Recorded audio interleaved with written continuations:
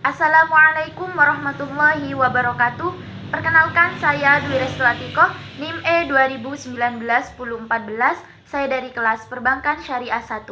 Baik, di sini saya akan menanggapi video yang sudah diupload oleh Bapak Dr. Abdul Wadud Nafis LCMI, yaitu tentang berdirinya dinasti Abbasiyah. Nah, pendiri pemerintahan Abbasiyah yaitu Abdullah As-Soffah Muhammad bin Ali bin Abdullah bin Al-Abbas. Nah, pemerintahannya sejak tahun 104 sampai 136 Hijriah.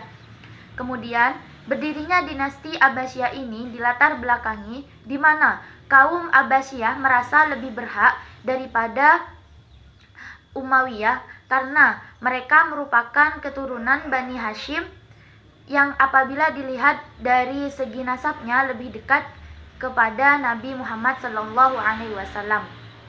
Kemudian ada 3 poros dalam mendirikan dinasti Abbasiyah.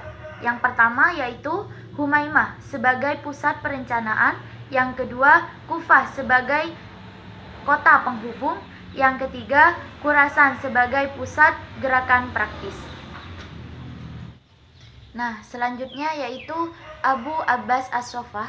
Pemerintahannya ini sejak tahun 132 sampai 136 Hijriah atau 749 sampai 754 Masehi.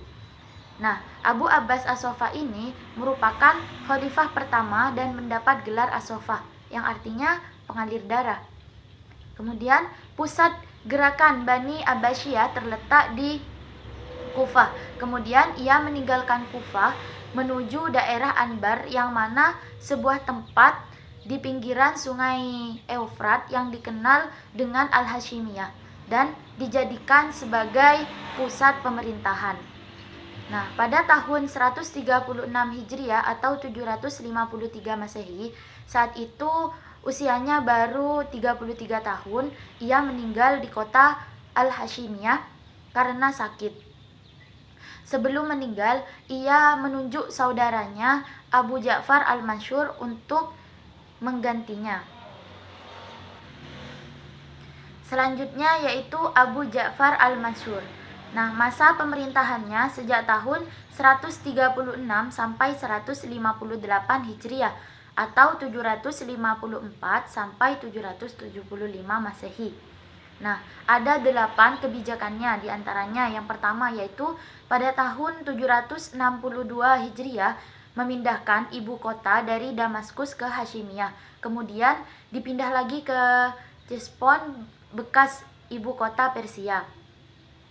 Yang kedua yaitu membentuk protokol dan sekretaris negara. Yang ketiga yaitu membentuk kepolisian negara dan membenahi angkatan bersenjata. Kemudian yang keempat yaitu mengangkat sejumlah personil untuk menduduki jabatan di lembaga yudikatif ataupun eksekutif. Yang kelima yaitu di bidang pemerintahan membentuk tradisi baru dengan mengangkat wazir sebagai koordinator departemen. Selanjutnya yang keenam yaitu menunjuk Muhammad bin Abdurrahman sebagai hakim. Yang ketujuh yaitu menambah tugas jawatan pos untuk menghimpun seluruh informasi daerah-daerah dan para direktur jawatan pos bertugas melaporkan tingkah laku gubernur kepada khalifah. Nah, kemudian yang ke-8 yaitu menaklukkan kembali daerah-daerah yang melepaskan dari pusat pemerintahan. Selanjutnya yaitu Abu Ja'far Harun Ar-Rasyid. Nah, pemerintahannya sejak tahun 170 sampai 193 Hijriah atau 786 sampai 809 Masehi. Nah, ia melakukan yang pertama yaitu melakukan belusukan, yang kedua yaitu sangat memperhatikan ilmuwan dan budayawan, yang ketiga sangat sulit mencari orang untuk memberikan zakat, infak, dan sodakoh. Yang keempat yaitu semua masyarakat merasa aman apabila keluar tengah malam. Yang kelima yaitu sangat mementingkan sarana prasarana. Yang keenam yaitu sangat giat menerjemahkan buku asing, dan yang ketujuh yaitu pada masa pemerintahannya kesejahteraan sosial, kesehatan, pendidikan, ilmu pengetahuan, kebudayaan, dan kesastraan ada pada keemasannya, dan pada masa itulah negara Islam menjadi negara terkuat dan tidak tertandingi. Nah, selanjutnya yaitu Abu Ja'far Abdullah Al-Ma'mun. Nah, pemerintahannya ini sejak tahun 198 sampai 218 Hijriah atau 813 sampai 833 Masehi. Nah, di antaranya keberhasilannya yaitu yang pertama, pertanian berkembang pesat, yang kedua, kafilah-kafilah datang kembali ramai, yang ketiga yaitu lintas dagang dengan Tiongkok melalui dataran tinggi Pamir dan jalur laut dari Teluk Persia kembali ramai. Kemudian yang keempat yaitu menyediakan dorongan kepada pengetahuan ilmu kedokteran, matematika maupun filsafat. Yang kelima yaitu menerjemahkan buku-buku Plato dan Aristoteles. Kemudian yang keenam yaitu pernah mengirim utusan kepada Raja Roma Leo Armenia untuk mendapatkan karya ilmiah Yunani kuno dan diterjemahkan ke bahasa Arab. Selanjutnya yang terakhir yaitu wilayah Islam terus bertumbuh. Nah, kemudian selanjutnya yaitu runtuhnya pemerintahan Abbasiyah.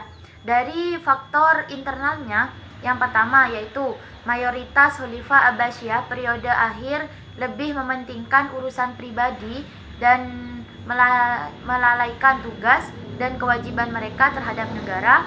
Yang kedua yaitu luasnya kekuasaan kerajaan Abbasiyah, sementara komunikasi pusat dengan daerah sulit dilakukan. Kemudian yang ketiga yaitu permusuhan antar kelompok suku dan kelompok agama. Yang keempat yaitu merajalelanya korupsi di kalangan pejabat kerajaan. Kemudian yang terakhir yaitu semakin kuatnya pengaruh keturunan Turki mengakibatkan kelompok Arab dan Persia menaruh kecemburuan atas posisi mereka.